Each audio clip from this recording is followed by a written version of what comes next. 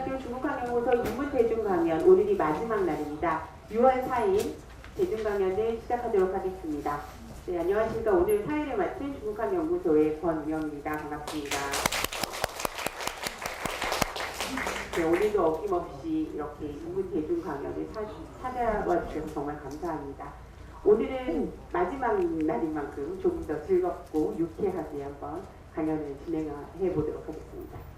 첫 번째 강연은 김수영 선생님께서 유리메사 속의 여인들이라는 제목으로 강연을 해주시겠습니다. 김수영 선생님께서는 명성지대 사파 연구를 계속 해오셨고요. 요새는 여성 연구를 주로 해오시는 선생님이십니다. 그 지난 학기에는 학생들과 함께 유리메사 강독 수업을 진행하시면서 유리메사에 대한 자세한 이야기를 아마 더 잘 들려주실 수 있을 거라고 생각합니다. 큰 박수로 김수영 선생님을 맞으시기 바랍니다.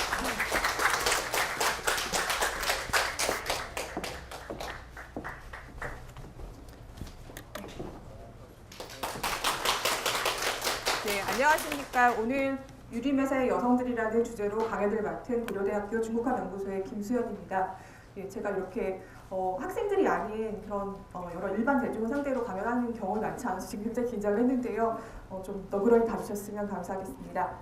자, 오늘 제가 부제로는 유리메사 속의 여성들을 첩과 악처, 도망친 여인이라고 부제를 달았습니다. 근데 사실 유리메사에 굉장히 많은 수백 명이나 되는 인물들이 나오는데 그 중에 딱 3개의 에피소드만을 골라왔는데요.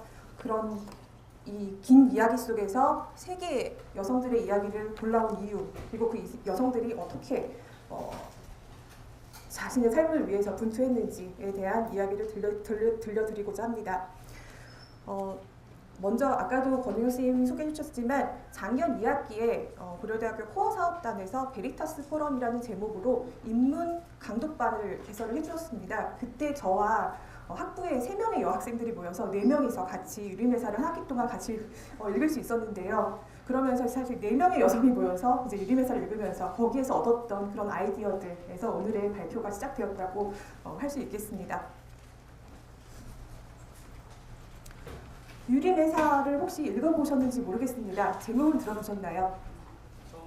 예. 중국의 4대 기서는 아마 다들 들어보셨을 것 같습니다. 중국의 4대 기서, 이른바 4대 기서라고 하는 것은 명대의 대표적인 장편 소설들 삼국연의와 수호전과 금병매, 서유기를 칭합니다. 그래서 이번 저희 강연에서도 삼국연의 그리고 서유기 그리고 오늘 금병매 이야기가 나올 텐데요.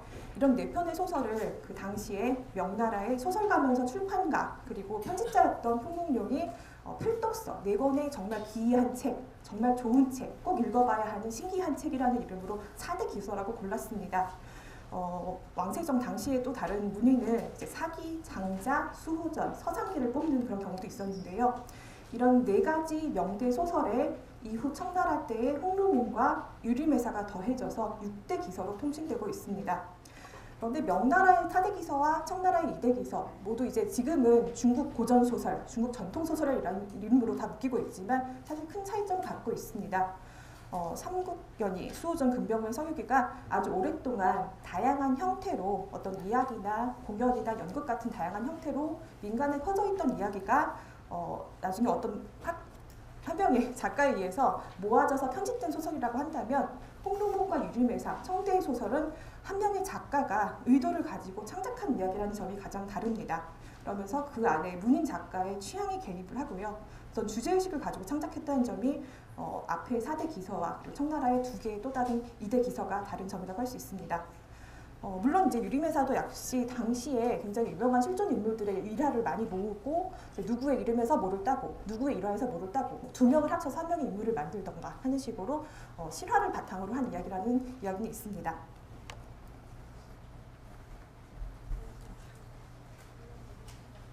예, 그래서 그런 이제 작가의식을 갖고 유리메사를 창작한 작가 어경제에 대해서 간단히 말씀드리도록 하겠습니다. 오경제는 1701년에 태어나서 1754년에 세상을 떠났습니다. 아주 길게 살지는 못했던 그런 작가인데요. 그러나 그 53세, 50년 가까운 그 인생 동안 강희, 옹정, 권룡이라는 그 세 황자에 걸친 청제국의 극성기를 살았던 작가입니다. 그리고 안희성 출신인데요. 안희 지역은 수많은 문인을 배출한 그런 고장이면서 또 휘상이라고 불리는 상인들의 고향으로도 유명합니다. 그래서 오경재 글 속에는 어떤 그런 문인들의 모습과 함께 상인들의 모습도 다양하게 나타나고 있습니다. 그리고 지금의 남경으로 가서 살면서 남경과 양주를 오가면서 당시에 그 유명한 문인들과 술을 좋아하는 문인들과 교류를 하면서 여러 가지 일화를 보았다고 합니다. 유림회사라는 작품은 1750년 전후로 완성된 것으로 알려지고 있는데 처음에는 출판되지 못했고요. 이제 초본으로 손으로 베껴 쓴 책으로 계속 전파되고 있다가 가경 8년 1803년에 되어서야 책으로 출간이 되었습니다. 그리고 오경재 자신도 사실은 좀 자전적인 부분이 들어갔을 텐데요. 소설 속에 18살에 수재에 합격했지만 그 이후에는 과거 시험에서 이제 별 두각을 나타내지 못했고 그리고 아버지가 세상을 떠나면서 가세도 기운 후에 그 후에야 이 작품을 완성할 수 있었다고 합니다. 그러면 오경재가 살았던 18세기 청나라 어떤 모습이었을까 잠시 보여드리겠습니다. 제가 두 개의 그림을 가져왔는데요. 왼쪽에 있는 것은 여러분 잘 아시는 걸륭제의 초상화입니다. 그런데 보시면 중국식 그림이 아니라 서양화풍으로 그려진 초상화인 걸 알 수가 있습니다. 이탈리아의 예수회 선교사면서 중국에 와서 청대 황실의 화가로 활동했던 주세페 카스틸리오네, 중국 이름은 랑세령이라는 이름을 갖고 있는데요. 그 화가가 그린 걸륭제의 초상화입니다. 대열개갑 기마상이라는 1739년의 그림인데 보시면 완전 무장을 한 상태로 지금 팔김내 열병식을 사열하는 모습이라고 하고요. 28세의 젊은 황제의 초상화입니다. 그리고 오른쪽에 보시는 그림은 조선의 화가 김홍도가 그린 그림인데요. 이 그림은 정조 13년, 1789년에 걸륭 54년입니다. 연행사절단으로 북경에 갔던, 그때는 연경이라고 불렸던 북경에 갔던 김홍도가 이제 그린 그림으로 추정되고 있습니다. 북경의 작은 성의 태화전의 모습입니다. 그런데 지금 이 두 그림은 사실 우리가 오늘 이야기할 작가 오경재와는 큰 관련이 없습니다. 사실 이 오경재는 자금성을 구경했을지도 모르겠고요. 계속 이제 강남 지역의 그런 문인 사회에서 살면서 중앙으로 진출하지 못했던 그런 굉장히 이제 불우한 그런 문인 작가입니다. 그러면 이 작품이 어떤 작품인지 먼저 간단히 설명을 드리겠습니다. 일반적으로 이제 청대 지식인 사회의 풍자극이다라는 평가를 받는 유림회사는 총 56회로 되어 있습니다. 장편 소설이고 백화로 되어 있지만 등장하는 인물들이 문인이 많기 때문에 대화는 문어체로 되어 있는 부분이 많습니다. 그리고 그 중국의 과거제도 그리고 타락한 지식인사를 풍자하는 경책소설의 대표작으로 노신이 중국 최고의 풍자소설이다라는 평가를 내리기도 했습니다. 그 당시 몰락해가는 전통 문인에 대한 풍자뿐만 아니라 당시 강남 일대에서 경제력을 과시하던 그런 영상 세력들에 대한 어떤 견제나 열등감, 비판의식까지 담겨있는 굉장히 다층적인 작품입니다. 영상은 아마 잘 아시겠지만 소금 장수인데요. 소금 상인인데요. 그냥 소금 파는 장사치가 아니라 지금으로 치면 재벌 같은 그런 거대한 상권을 가지고 있는 그런 집단입니다. 그런데 이제 그들이 이제 경제적으로 점점 커져가고 문인들은 굉장히 몰락해가고 그런 것이 대비적으로 소설 속에 자세히 나오고 있습니다. 그리고 인물들이 굉장히 많이 나오는데 한 명의 정해진 주인공이 없습니다. 아주 많은 인물들이 각 회마다 계속 등장을 하고요. 그 인물들 각각의 짤막한 이야기들이 마치 이어달리기처럼 계속돼서 연결되는 형식을 취하고 있습니다. 그래서 아까 제가 사실은 중국 소설에 사파를 전공했는데 유림회사에는 사파가 없습니다. 초본으로 그냥 손으로 베껴 쓴 그런 책으로 계속 유통이 됐고 민국식에 와서 이제 그 석인본 사파가 나오긴 했지만 그거는 이전에 그런 맥락과는 좀 다르기 때문에 제가 가져오지 않았고요. 대신에 작년에 나온 최신판의 그 표지 그림을 좀 보여드리고 싶습니다. 이제 두 가지 다 이제 각각 다른 출판사에서 나온 유림회사 책인데요. 보시면 지식인들, 문인의 초상화인데 뒷모습이 그려져 있습니다. 한 명은 지금 살짝 뒤를 돌아보고 있긴 한데요. 정말 그런 어떤 문인들의 어떤 정면의 모습이 아니라 뒷면의 모습, 보여주고 싶지 않은 그런 외사를 이제 그린 그런 작품이라는 그런 주제의식을 잘 보여주는 그런 표지 그림이라 생각이 되고요. 그 다음에 오른쪽도 이제 비슷한 시기에 나온 그런 판본입니다. 사실 근데 내용에 어떤 안에 내용은 큰 차이가 없는데 표지 그림을 다르게 하면서 이제 독자들의 이제 흥미를 끌어들이기 위한 그런 어떤 판매 전략이라고 볼 수 있겠는데, 두 번째 그림 역시도 아까 말씀드린 대로 그 수많은 인물들이 계속 이어달리기를 하듯이 한 명에서 한 명으로 계속 이어지는 이제 그런 이야기 구조를 보여주는 그런 그림이라고 생각이 됩니다. 근데 사실 당시 오경재와 같이 교류를 했던 그런 문인들의 이야기나 아니면 어떤 문집에 나오는 그런 일화들이 이제 여러 개가 짜집기가 돼서 그런 다양한 인물들이 창조가 되었는데, 사실은 당시 그 청대의 문자호, 일종의 검열이죠. 피하기 위해서 인물들은 모두 이제 명대 인물인 것처럼 가탁하고 있습니다. 그렇지만 실제로는 당시 실존 인물들의 이야기다라는 점을 아시면 더 재밌게 보실 수 있을 것 같습니다. 그래서 지금 중국 학자들 같은 경우에는 이 얘기가 누구냐, 이 인물이 도대체 어떤 인물이냐, 그거를 한 명 한 명 다 따져가면서 다 근원을 찾아가는 그런 작업을 이제 중국 학자들이 굉장히 이미 아주 자세하게 해놓고 있습니다.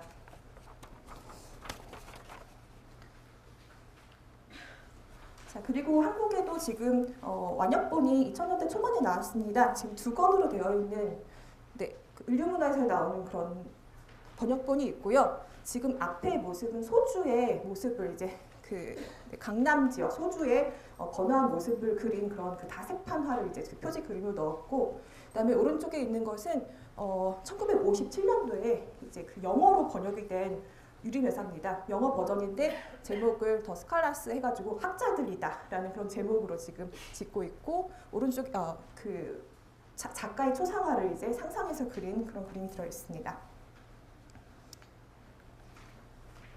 자, 이 같은 유림회사는 청대 지식인자의 어떤 사회의 어떤 일그러진 자화상이다라고 볼 수가 있고요. 아까 말씀드린 대로 문인들이 과거 시험에 계속 실패하면서 거기에서 받는 어떤 좌절감이나 압박 같은 것들이 정말 적나라하게 그려지고 있고, 그리고 이제 그 문인 사회의 부패 같은 것들, 어떤 청탁이나 뭐 그런 것들도 굉장히 자세하게 묘사가 되고 있고요. 그리고 아까 말씀드린 강남의 거상인 염상들에 대한 어떤 열등감들이 묘사되고 있습니다.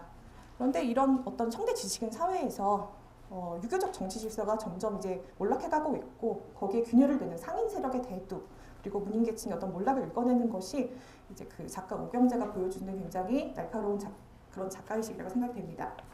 근데 이 속에서 이제 3명의 여성들을 제가 뽑아왔는데요.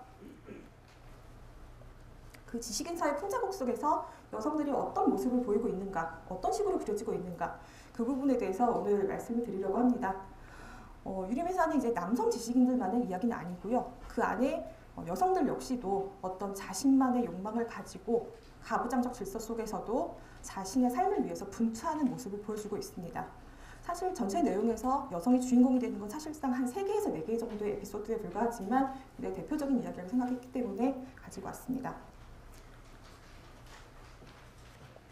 그래서 제가 그 첫 부제에 첩, 그리고 뭐 악처, 그리고 도망친 여인, 이런 그 3명의 어떤 인물 유형을 뽑아내는데, 현모양처의 굴레를 거부하는 여성들입니다. 그리고 자기 인생의 주인공으로 어떤 스스로의 생존이나 존엄을 위해서 아주 처절하게 고군분투하는 모습으로 그려지는데요. 이번 대중강연의 주제가 때로는 처절하게, 때로는 여유롭게 2가지 주제였던 걸 기억을 하는데, 제 발표는 아마 그 처절하게의 부분인 것 같습니다. 자, 3명의 여성을 간단히 설명을 드리겠습니다. 첫 번째는 이름을 갖고 있는 여성입니다. 심경지라는 여성 인물이고요.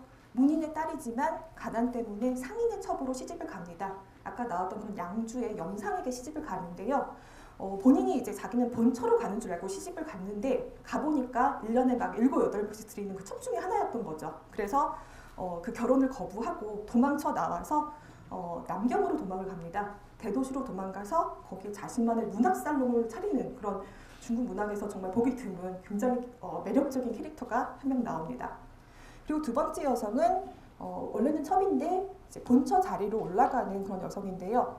이제 가문에서 입지를 위해서 그 시숙과 재산권 소송을 벌이게 되는 첩 조씨의 이야기입니다. 그리고 마지막 3번째는 어떤 재녀, 재주 있는 여성의 이야기인데요. 남편이 과거 시험에 관심이 없습니다. 그런데 이제 자기는 굉장히 뛰어난 글솜씨를 이제 이 부인이 갖고 있거든요. 그래서 이제 그 팔고문 전문가로 어떤 남편에게 실망하게 되는, 결혼 생활을 굉장히 좌절하게 되는 그런 그 노씨 아가씨라는 또 3번째 여성의 이야기, 이렇게 3가지 이야기를 오늘 가지고 왔습니다. 네, 첫 번째 여성, 도망친 여성입니다. 첫 자리에서 도망친 여성이 문학살롱을 차리는 이야기인데요. 가난한 문인의 딸이지만 그 아버지에게서 많은 교육을 받았고요. 염상에게 시집을 갔다가 저택에서 도망쳐 나와서 남경에 가서 문인 명사들과 시를 주고받는 그런 문학살롱을 엽니다. 그리고 이제 그 소설 속에 광고문이 나오는데 굉장히 재밌습니다. 한번 읽어드리겠습니다. 비릉의 여사 심경지는 고수를 잘 놓고 부채에 글을 쓰거나 시를 지을 수도 있습니다. 주소는 왕부당 수파항입니다. 찾아오실 분은 비릉의 심씨라는 간판을 찾으시면 됩니다. 이런 간판을 붙입니다. 그리고 이 나루토에 붙이는데 나루토는 사실 그때 강남이 운하로 이제 배로 많이 주고 갔기 때문에 지금 보시면 이제 고속터미널 같은 곳에 이제 광고문을 붙인 겁니다. 그리고 이제 시와 서화, 그리고 고수라고 했는데 이거는 이제 자수입니다. 그런 수예품을 팔면서 생계를 유지하는데요. 이런 광고문도 붙이고 있고, 그리고 그때 저 학생들과 같이 얘기하면서 학생들이 굉장히 안타까워했던 게 도망쳐 나왔는데 이름을 왜 안 바꿨냐, 그리고 왜 멀리까지 도망을 안 가고 왜 거기까지밖에 도망을 못 갔냐, 그런 면에서 굉장히 학생들이 안타까워했던 그런 부분이 있었는데 결국에는 너무 세상에 관심을 끌다가 염상의 집에서 도망쳐 나온 첩이라는 것을 발각이 됩니다. 그래서 이제 잡혀가는데요. 그 잡아간 관료가 글재주에 감탄을 해서 몰래 석방을 시켜서 고향으로 돌려보냅니다. 그러면서 다시 시집을 가라 라고 하면서 이제 돌려보내는 그런 이야기로 끝이 납니다.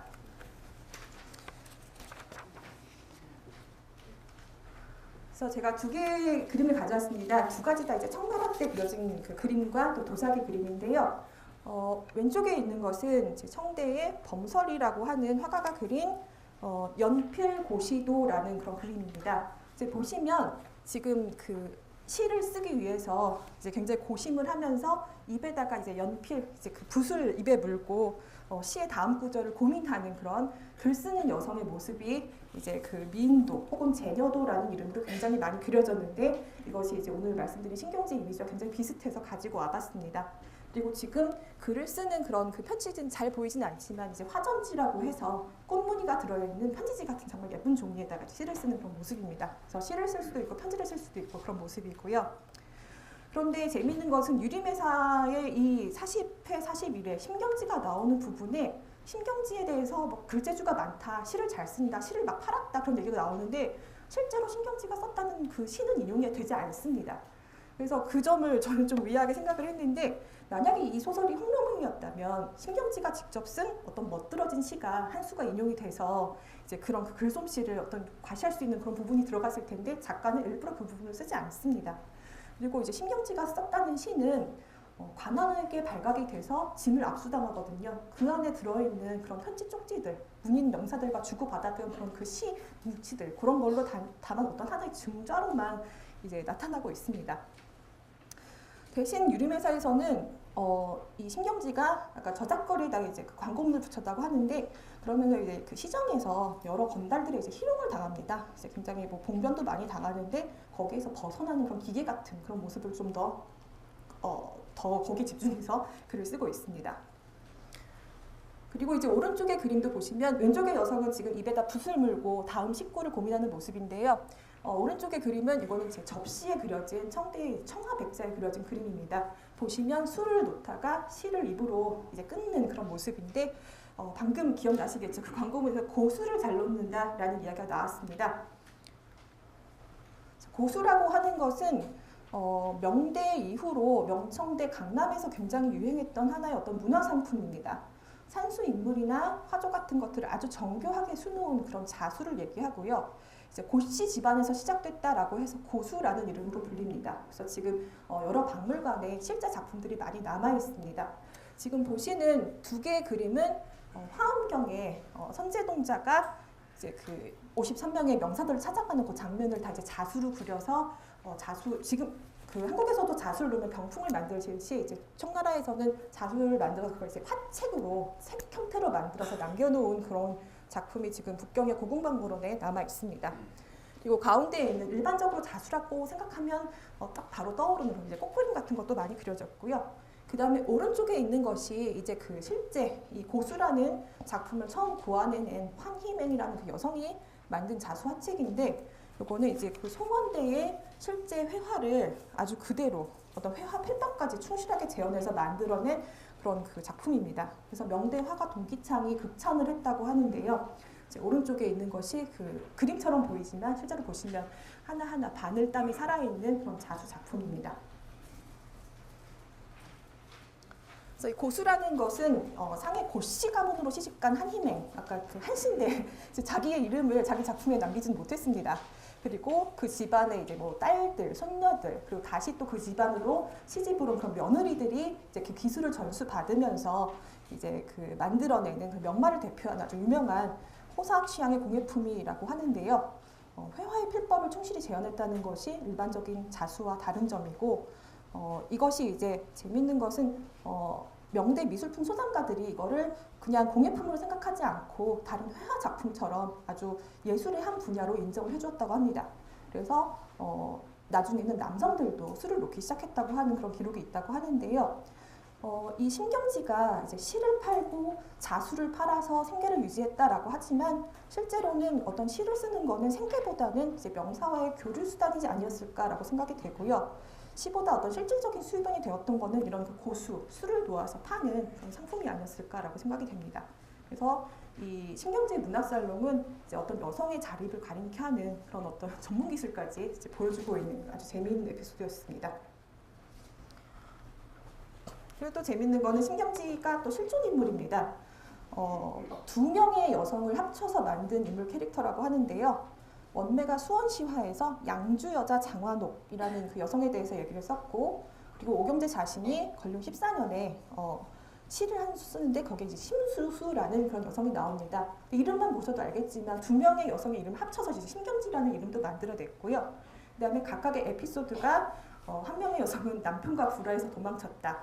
또 한 명은 영상을 첩으로 했다가 도망쳤다라는 그런 네, 배경이 비슷하고요. 그 다음에 또 한 명은 시를 잘 쓴 재주가 있었다고 하고, 또 한 명은 개문 내 식구라고 해서 문을 열고 식구를 팔았다, 시를 팔아서 먹고 살았다, 그런 이제 그 식구가 들어 있습니다. 그래서 이 두 명의 여성을 합쳐서 신경지라고 하는 인물을 만들어냈다라고 일반적으로 얘기가 됩니다. 그리고 이런 실존하는 제녀, 재주 있는 여자의 이야기에 이 소설 속에서는 협력, 협객 같은 이미지까지 더해집니다. 그래서 행실이 나쁜 여자라고 하기에는 음란한 기운이 없고, 쫓겨난 첩이라고 하기에는 천박한 기색이 없다라고 하면서 이제 그 저작거리에 있는 정말 많은 사람들이 신경제에 대해서 굉장히 말발을 하는데요.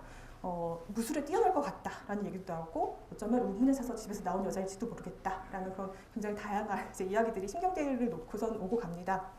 그리고 마지막 장면에서도 신경지가 이제 교양으로 돌아가는 그 장면에서도 작은 두 발로 나는 듯 빨리 걷기 시작했다라는 이야기가 나옵니다. 그러다가 이제 그 쫓아오는 그 두 명의 그 심부름꾼을 권법으로 달렸는 두 손으로 때려 눕히고, 그리고 나중에 고함을 좀 싸르기 시작했다라고 하는 이제 그 신경지가 잡혀가는 것에 대해 굉장히 안타까운 독자들에게 일종의 통쾌감을 주는 그런 장면도 묘사가 되는데, 근데 여기서 이제 작은 두 발이 전족이냐 아니냐는 또 굉장히 어떻게 해석해야 될까 좀 저도 고민스러운 부분인데요. 어쨌든 이런 그 재주 있는 여성의 이야기에 협녀의 이미지까지 더해서 굉장히 매력적인 캐릭터가 하나 탄생을 했습니다. 이제 두 번째 여성의 이야기로 넘어가겠습니다. 두 번째는 본처가 된 척 조씨가 시숫과 재산권 소송을 벌이는 이야기입니다. 그래서 이런 에피소드는 사실 그 중국의 잡극이나 여러 그 공안 소설에 굉장히 많이 나오는 에피소드인데요. 이제 그 여성이 어떤 원고가 돼서 이제 소송을 걸고 결국에는 이기는 그런 이제 이야기 구조를 갖고 있는데, 역시 문인의 첩입니다. 그런데 본처가 병이 들어서 이제 곧 세상을 떠나게 되니까 그 자리를 차지하기 위해서 굉장히 많은 노력을 합니다. 지금 오른쪽은 이제 정말 유명한 서상기의 앵앵이고요. 이제 왼쪽은 이제 다른 미인도에서 가져온 그림인데 뜰에다가 향을 피우고 기도를 하는 모습입니다. 그런데 이 척 조씨가 밤마다 뜰에 나가서 향을 피우고 기도를 합니다. 그러면서 그 기도하는 모습을 이제 모든 식구들이 다 보게 하는데요. 그걸 보고 역시 저희 학생들이 빨리 그 본처가 빨리 죽으라고 기도하는 것이 아니냐 이제 그런 얘기를 했는데, 실제로는 빨리 병이 낫게 해달라고 이제 비는 그런 모습을 이제 그 가족들에게 그런 이미지를 심어줍니다. 그러면서 결국에는 병든 본처와 의자매를 맺습니다. 그리고 나중에 후처 자리를 약속을 받습니다. 그런데 가부장자의 일부 일처제는 이제 역시 첩을 두긴 하지만 본처는 한 명만 둘 수 있고요. 그리고 처와 첩의 신분 구분이 굉장히 명확합니다. 이제 처가 죽으면 이제 다시 본처를 들이지 첩을 올리는 경우는 그렇게 많지가 않았다고 하고요. 첩 중에서 한 명을 본처 자리를 올리는 경우도 있었지만 그런 경우에는 굉장히 어떤 지위에 약간의 제약을 두었다는 그런 얘기가 있습니다. 그런데 이 첩 조씨는 아들을 낳은 첩입니다. 그래서 나름대로 어떤 권리가 있습니다. 그래서 그 중국에는 모이자귀라고 해서 어머니는 자식으로 인해 귀해진다라고 하는 그런 이야기가 있는데요. 이게 한국과 좀 다른 부분인 것 같은데 한국 같은 경우는 조선 같은 경우는 노비의 자식은 노비가 되죠. 그런데 중국에서는 노비의 자식에도 아들을 낳으면 오히려 그 어머니가 자식 때문에 신분이 높아지는 그런 경우들이 있었습니다. 예를 들어서 황제의 모친의 경우에 그런 경우가 굉장히 많았다고 하는데 첩 조씨도 이제 그런 식으로 이제 본처 자리로 올라가려고 합니다. 그러면서 병든 그 본처 왕씨와는 의자매를 맺고요. 그리고 이제 그 본처의 친정 식구들과도 어떤 연을 맺습니다. 이제 본처의 친정 오라버니들을 찾아가서 의남매로 섬기겠다라고 이제 이야기를 하고요. 그러면서 이제 자기가 낳은 아들을 내세워서 마침내 본부인의 자리로 올라갑니다. 근데 여기까지만 되면 해피엔딩일 텐데 이 남편이 아파서 또 죽습니다. 그리고 얼마 안 있어서 그 어린 아들, 4살짜리 아들도 역시 병으로 죽습니다. 그러면서 이 여성이 본처 자리를 이제 정식으로 갖게는 되었지만 그 집안에서 굉장히 지위가 위태로워지게 됩니다. 그리고 이제 그 집안의 재산 때문에 이 시숙, 그 남편의 형이죠. 형과 이제 재산권 소송을 벌이게 되는데 그 계기는 양아들을 드리는 문제 때문에 이제 싸우게 되는데요. 이 상속에 관해서 이 시숙의 아들 중에 가장 어린 아들을 이제 자기 양아들로 데려오려고 합니다. 이 조 씨는. 그런데 이제 계속 이제 자기가 엄마로서 어떤 그 재산권을 행사하기 위해서 제일 어린 아들을 데려오고 싶어 하는데 이 시숙은 거의 20살이 다 된 결혼까지 한 제일 나이 많은 아들을 이 집안에 이제 재산 대리인으로 집어 넣으려고 하고요. 이러면서 이제 재산권 소송이 벌어집니다. 왼쪽의 그림은 원 작품에 나오는 이제 굉장히 많이 그려지는 사파에 많이 그려진 장면인데요. 이제 그런 공안 소설들이 많이 나오는 재판 장면입니다. 이제 앞에 판관이 있고 그 앞에 이제 원고 피고가 같이 무릎을 꿇고 자신들의 이제 그 주장을 하는 그런 장면이고, 그리고 오른쪽에는 아마 잘 아실 것 같습니다. 판관 포청천의 모습인데요. 자, 이런 그 어진 판관 그리고 현명한 판관을 만나면 명쾌한 판결을 얻을 수 있었을 텐데 조 씨는 자기에게 굉장히 유리한 판결을 얻습니다. 어떤 판결문을 얻었냐면요.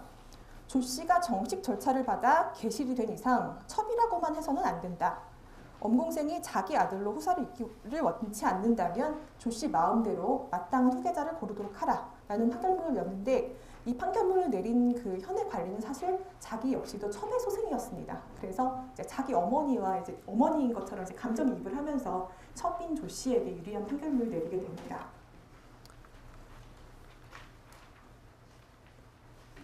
이런 식으로 송대 이후에 특히 실제 이런 소설 속에서뿐만 아니라 실제로 남아있는 판례들에도 여성이 원고가 되는 그런 판례가 굉장히 많이 있다고 하고요. 그리고 명청대 계약문서, 재산권에 관한 그런 문서에서는 토지 매매 같은 경우에 이제 일가의 어떤 중요사를 여성이 결정하는 그런 식의 계약서도 사실은 많이 남아있다는 점이 좀 이 이야기와 같이 볼 만한 부분인 것 같습니다. 네, 마지막은 세 번째 여성은 이제 그 좌절한 제녀에 대한 이야기입니다. 그런데 제가 부제 속에 악처라는 제목을 넣긴 했는데 사실 정말 악처 같은 악처는 없지만 굳이 악처를 고르자면 이제 양처가 되기를 거부하고 현모의 길을 걷는 이 노씨의 길이 아마 악처의 길이 아닐까 그런 생각을 했는데요. 노씨 아가씨는 수제의 아내입니다. 아직 과거급제를 하지 못한 그런 남편을 얻는데 이 남편도 또 어떤 사람이냐면 남의 책을 가지고 우연히 명성을 얻는 어떤 가짜 명사입니다. 근데 이 남편이 자기보다 훨씬 훌륭한 글솜씨를 가진 그런 제녀를 아내로 맞아들이게 되죠. 근데 이 노씨 아가씨 같은 경우는 본인이 타고난 것도 있지만 사실은 아버지가 그렇게 키워낸 그런 여성입니다. 그래서 건혜순이 남편인데요. 건혜순은 노씨 집안의 대릴사이가 됐는데 노씨 아가씨의 빼어난 유물을 취해서 재주가 많은 여자임을 아직 모르고 있었다. 게다가 이 아가씨는 여느 보통의 재주 많은 아가씨들과는 달랐다.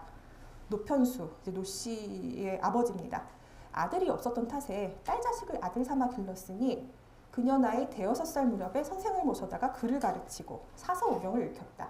선생에게 주는 학비나 그 선생의 수업 운영도 모두 남자애들에게 하는 것과 똑같았다. 라고 하는 자녀가 어떻게 키워지는가에 대한 그런 굉장히 재미있는 그런 부분인데 제가 이 부분을 보다가 혹시 이 영화 보셨는지 모르겠습니다. 단갈이라고요. 인도 영화인데 지금 한국에는 한 2달 전에 개봉을 했는데 별로 이제 흥행에 성공하지는 못했는데 이 영화가 2017년에 중국에서 개봉되고 비할리우드 작품 중에 이제 최고의 흥행의 수익을 얻었다고 합니다. 그래서 아버지가 딸에게 레슬링을 가르쳐서 이제 국제대회 금메달을 따게 하는 그런 이야기인데요. 비슷한 식으로 이제 아들이 없는 경우에 딸을 아들과 똑같이 교육시켜서 재능 있는 여성을 키워내는 그리고 본인의 문인의 가치관을 물려주는 그런 아버지들이 유림회사에 등장합니다. 그렇지만 이 영화도 이제 두 가지 굉장히 재미있는 이제 논쟁거리가 나왔는데 이제 여성의 성취를 그리고 있긴 하지만 그것이 이제 가부정적인 아버지 훈육을 통한 것이기 때문에 이게 과연 여성 영화냐, 여성 사사라고 볼 수 있느냐 여기 굉장히 좀 재미있는 논란들이 오고 갔던 그런 영화인데요. 역시 유림회사에서도 마찬가지로 이제 딸에게 그 가문의 어떤 자원을 투자해서 자녀로 키워내긴 하지만 과부가 된 딸에게 순서를 강요했다가 결국엔 후회하는 아버지도 등장하고요. 그다음에 가난 때문에 아까 신경지 아버지처럼 딸을 상인에게 마치 첩으로 팔아넘기듯이 시집을 보내는 그런 무능한 아버지도 등장하고요. 그리고 사익감을 잘못 골라서 딸에게 이런 좌절을 안기는 아버지 역시도 이제 같은 아버지라고 할 수 있습니다.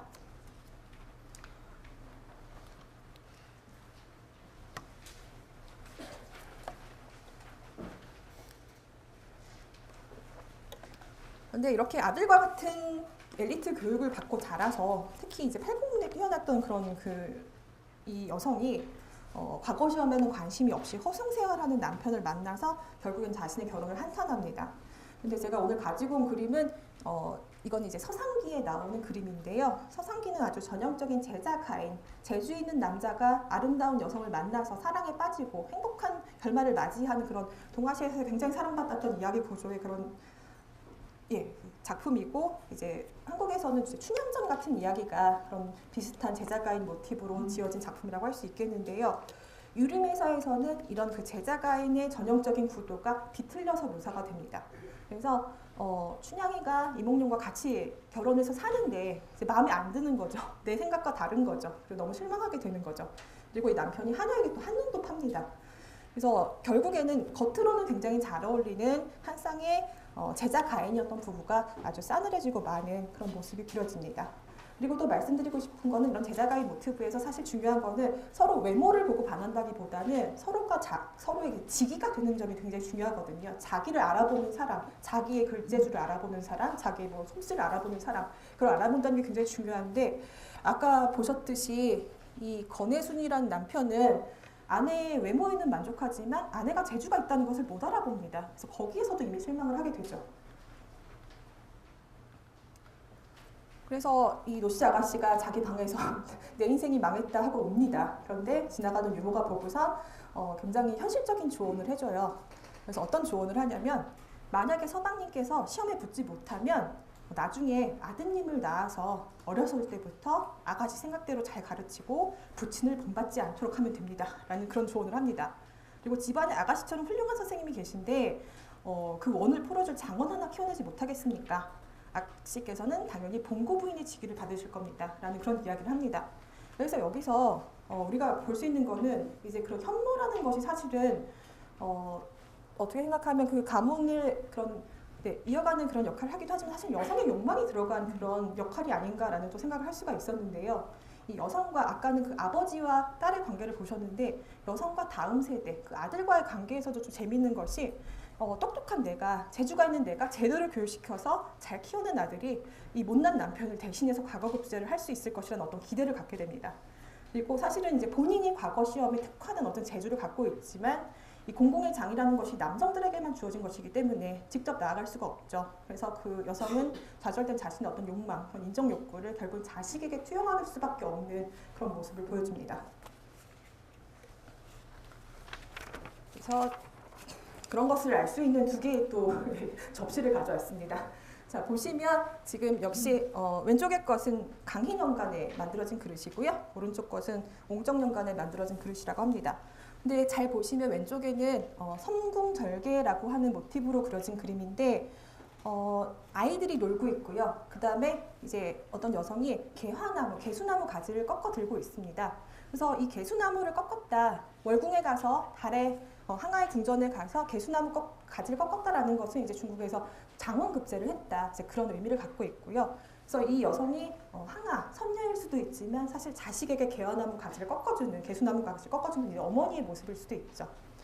그리고 이제 오른쪽에 그림은 전 딱 보면서 요새 말로 이제 독박육아의 그런 모습을 봤는데 이것은 이제 어머니가 있고 어린 아이가 있습니다. 그리고 창밖에 잘 보시면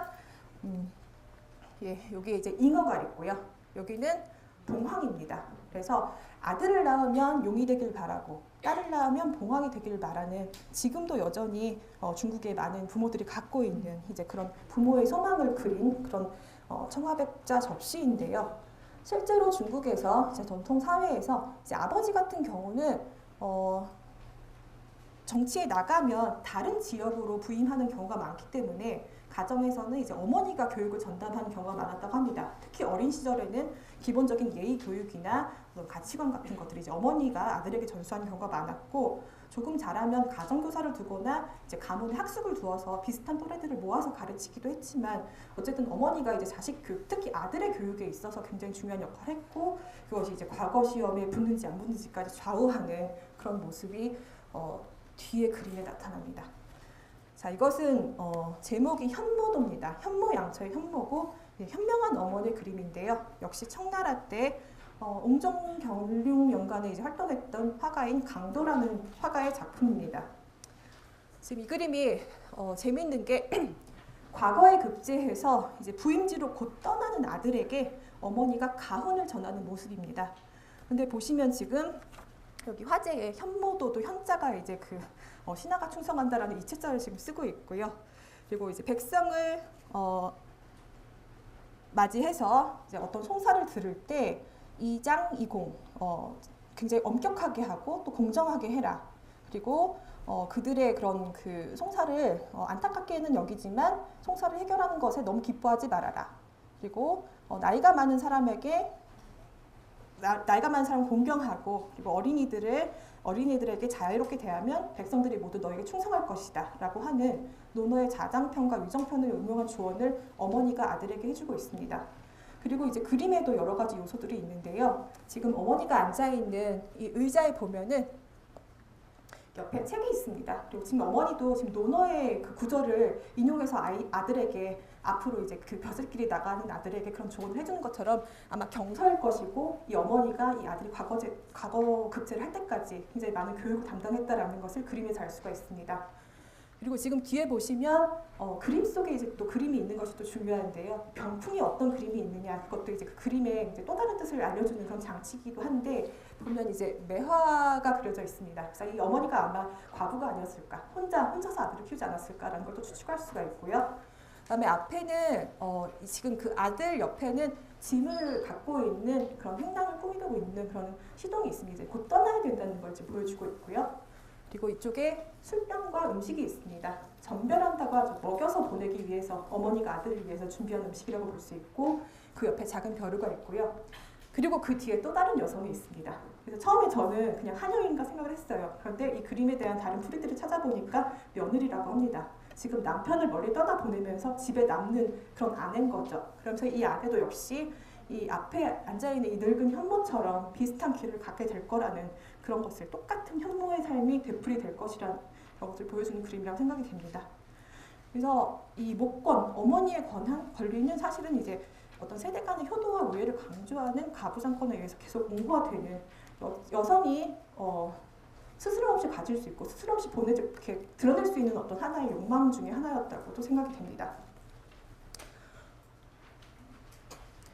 그래서 결론은 이렇게 세 명의 여성의 이야기를 지금 길게 말씀을 드렸는데 직접 소설을 읽어보시는 게 더 제가 말주변도 없는 제가 전달해 드린 것보다 더 재밌게 보실 수 있을 것 같은데요.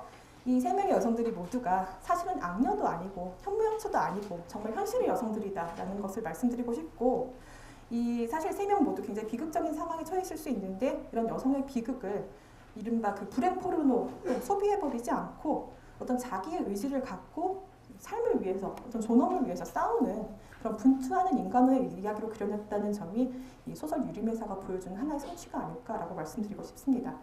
그래서 여성의 독립, 그다음에 생존, 인정 욕구까지 각각의 이 세 명의 캐릭터가 보여주는 그런 점들을 생각하시면서 한번 꼭 읽어보셨으면 좋겠고요. 그리고 이제 여성의 서사를 얘기할 때 이제 요새 얘기를 안 하고 넘어갈 수 없는 책이 하나 있습니다. 82년생 김지영 아마 읽어보신 분도 계시고 제목은 다 들어보셨을 것 같습니다. 그런데 재미있는 뉴스를 제가 얼마 전에 봤는데요. 지난달 초에 5월 초에 대만에서 이 소설이 중국어로 번역이 됐습니다. 그래서 2주 만에 출판 2주 만에 초판이 다 소진이 됐어요. 다 팔렸습니다. 그리고 지금 중세에 들어갔다고 합니다. 아마 이미 다 찍혀서 다시 팔리고 있을 텐데요. 그러면서 대만에서 최대 온라인 서점인 보컬라이에서 종이책 부문 5위를 했고 대만의 그 전자책 사이트에서는 전자책 부문 1위를 했다고 합니다. 그래서 이 소설이 이제 그 특히 대만 같은 경우는 한국과 어떤 역사적인 면에서 비슷한 것 공통점을 갖고 있고 또 그 정서적으로 비슷한 부분이 있어서 많은 얘기에 공감할 수 있었을 텐데 재미있는 독자평이 하나 있었습니다. 우리가 모두 김지영이다. 나도 김지영이었어. 그래서 그런 독자평이 있었는데요. 그러면서 저는 생각을 한 것이 지금 오늘 읽었던 그 18세기 중국의 심경지와 조씨, 노씨 아가씨라는 그 세 명의 여성의 삶과 21세기 한국과 대만 그리고 동아시아의 지금 이 수많은 김지영들의 삶, 이 여성들의 삶이 과연 300년의 시차만큼 어떤 차이가 있는가, 얼마나 달라졌나라는 그런 물음을 갖게 됐고요. 이제 그런 부분을 동의하시는 분도 있고 안 동의하시는 분도 계시겠지만 생각하면서 정말 한 번쯤은 다시 한번 이 유림의사라는 소설을 읽어주시면 또 다른 더 가치 있는 것을 찾아내실 수 있지 않을까 생각을 합니다. 이제 마지막으로 유림에서 41회의 와평으로 마무리를 하겠습니다. 그래서 명사들의 풍류를 그리고 있다가 갑자기 여인의 분냄새가 끼어들었지만 호화로움에 둘러싸인 나약한 여인을 그린 것은 아니다. 작가는 본래 늠름한 모습과 씩씩한 기상을 떼는데 능한 터인지라 여사를 등장시키면서도 넓디 넓은 대천 세계에 돌설파는 모습으로 그리고 있다. 이게 41회에 심경지가 등장하고 나서 이제 거기에 달린 독자의 평입니다. 그래서 어떻게 읽으셨는지 제가 읽은 그리고 또 학생들과 같이 나누었던 이야기에 대해서 오늘 말씀드렸고요. 지금까지 경청해 주신 여러분께 감사드립니다. 네, 감사합니다.